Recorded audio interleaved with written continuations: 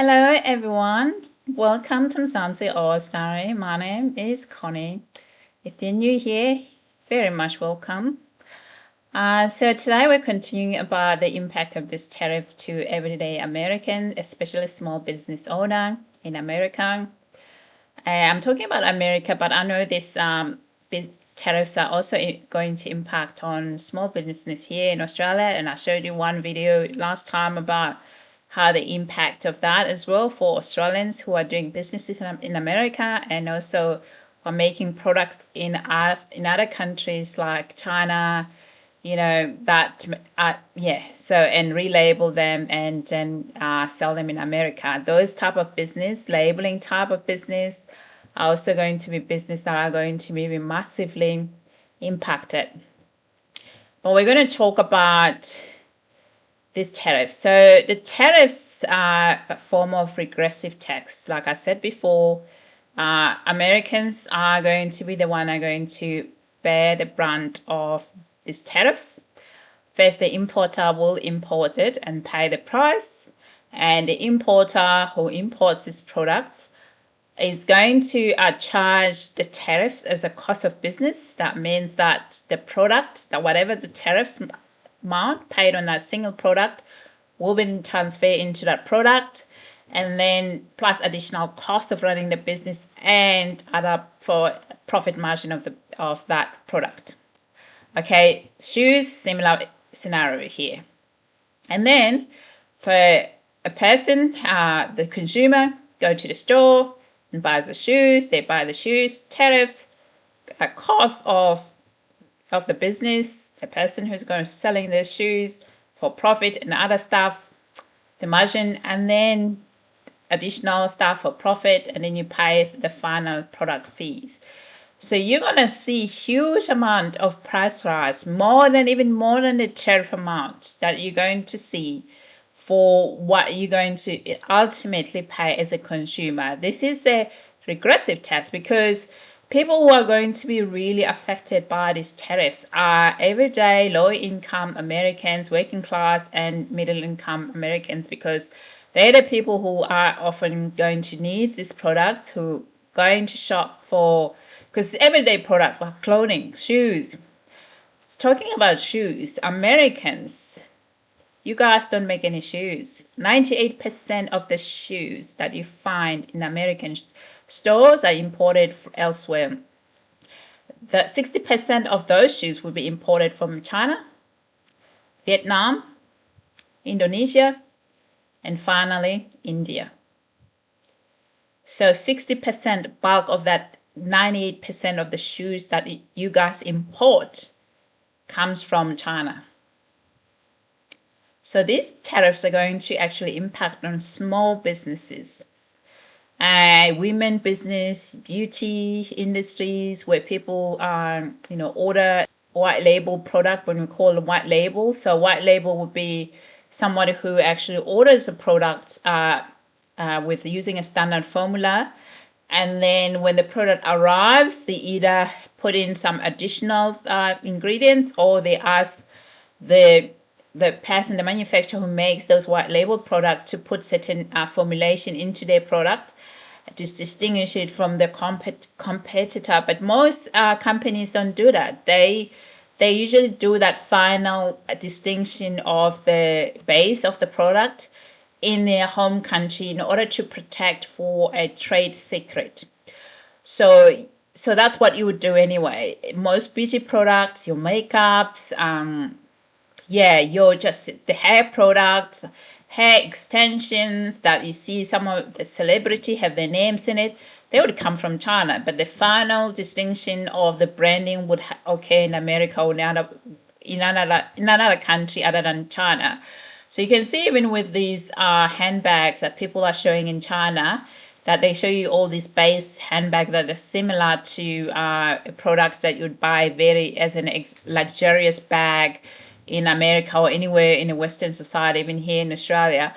Yes, it's true. Some of it is true, but it's partially true that they're made in China, yes. But what I'm saying that it's It's highly unlikely for a luxurious brand to have the entire product that distinguishes them from their own competitor to be actually manufactured in China and be labeled there. They either will buy the base and then do the final branding in the home country. And that branding will distinguish it from other brands, and they actually be able you'll be able to tell if this product is a counterfeit product because of that distinction that they make when they get this base of the bag into for example in France, that base of whatever Chanel whatever bag, they will then put the Chanel branding and the final touch to distinguish it from any other brand. But the base will still come from China. This is how most companies anyway protect their trade secret, is that they make one piece at one location and then transfer it to a different country or different manufacturer who will do some little bit and then transfer it to the third final place where they will do the final touch up of distinguishing it as the Chanel brand. So as an example, okay, or Louis Vuitton bag as an example as well. So be careful when these people are trying to convince you and saying that, oh, your bag is very cheap and yada yada. Yes, it's partially true, but it's not completely true, because it was stupid for a brand like Louis Vuitton to have the entire bag be made in China. And then just put in just a Louis Vuitton label on it because it'd be easier to make a counterfeit of that. And that's why you can tell a counterfeit, Louis Vuitton bag and a counterfeit Chanel bag pays off that distinguished branding of that brand. But yes, today we're going to listen to an American. I like this parody because it's just so classic. Just talking about shoes, because I said 98% of American shoes are imported elsewhere. You don't make any shoes. But anyway, let's have a laugh and enjoy. Hi.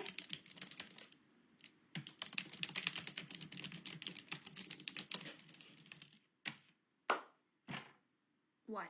Okay.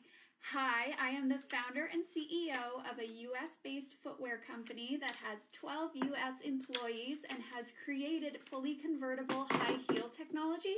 Where do you manufacture? Our product is obviously really unique, and so we require specialty injection molding, which is only really available at scale for footwear in China. Why? Don't you manufacture in the USA?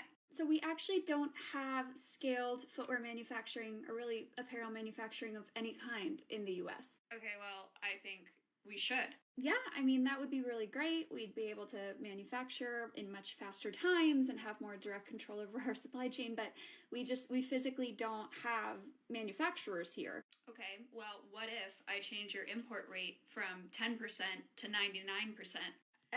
We still wouldn't have US manufacturers here. Yeah, I think I'm gonna do it right now. Why? Look, I don't think we should be so reliant on China, so if you're gonna insist on manufacturing in China, I'm gonna charge you 99%. Okay, to be clear, I'm not insisting on manufacturing in China.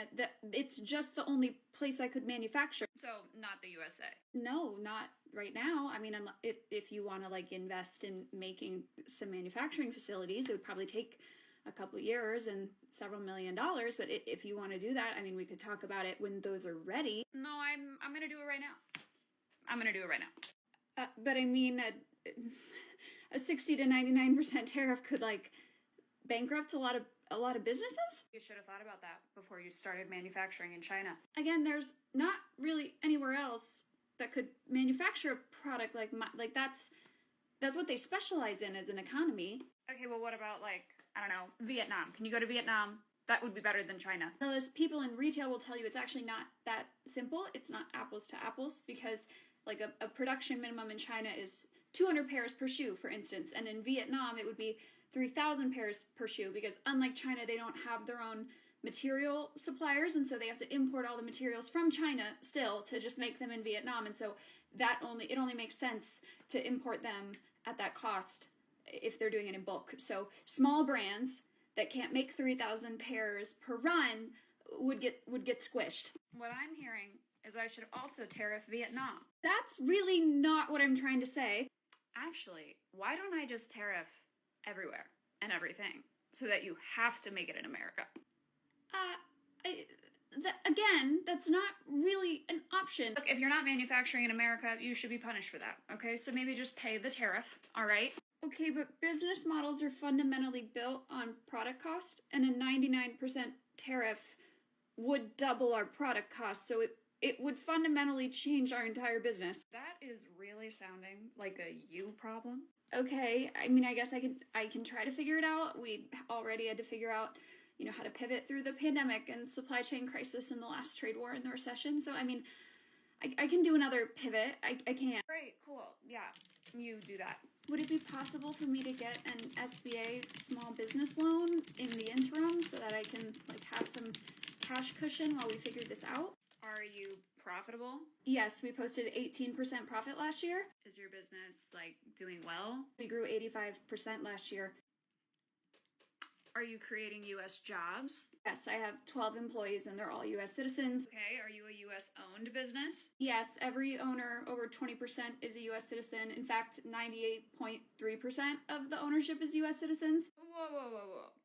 That doesn't sound like 100. We do have 1.7% owned by a foreign investor. Can you give me their U.S. social security number? No, they're foreign. Okay, well then obviously I have to assume they are a foreign adversary and a massive threat to our country. No, they do business with the United States all the time. I obviously don't believe that, and so I want you to prove that 100% of the shareholders in your registered Delaware C Corporation are U.S. citizens. I think you should have to get all of their social... That's not the law. The law for a small business association loan is just owners over 20% have to be citizens. Yeah, I'm gonna change the law. Wait.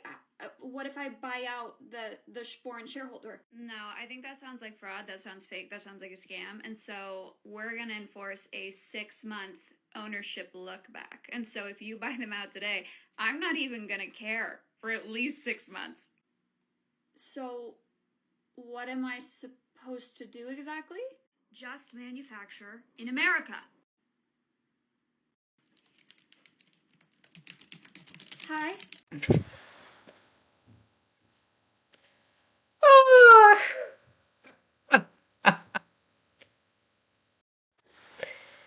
Yeah, I know. Donald Trump is going to bankrupt America, just like his failed business.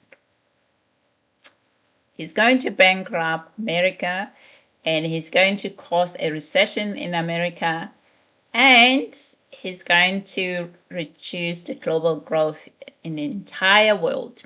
Remember, America sneeze, you get a cold. So this is ridiculous stuff.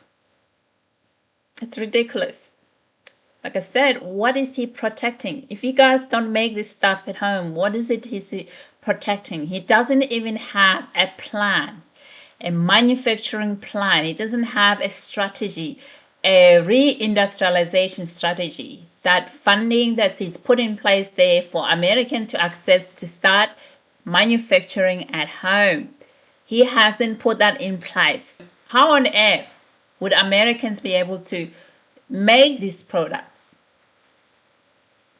Ask yourself that question. How? Without a very gradual strategic plan to ensuring that they reduce reliance on importer, from hostile countries and so on. So, you guys have a low competency government at this stage. It's so ridiculous. I mean, the Fed has actually alluded that it's possible that you guys are going to have high inflation, which is pretty much likely, but nearly on a scale of 0, no inflation, 10, you're going to have inflation, 9.99, you're going to have inflation.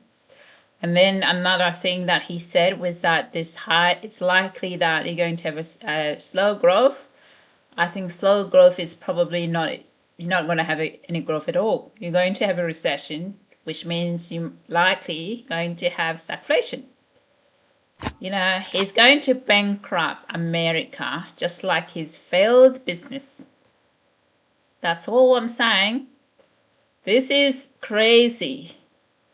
I mean, the idea of being, self-reliance is something so important on personal level, government level. So he needs to entice the business sector, incentivize them, and have a gradual phase out of certain imports with support, because the entire system is going to collapse.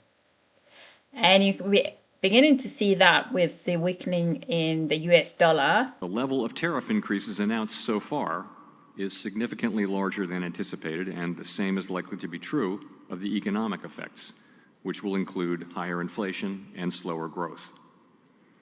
Both survey and market-based measures of near-term inflation expectations have moved up significantly, with survey participants pointing to tariffs.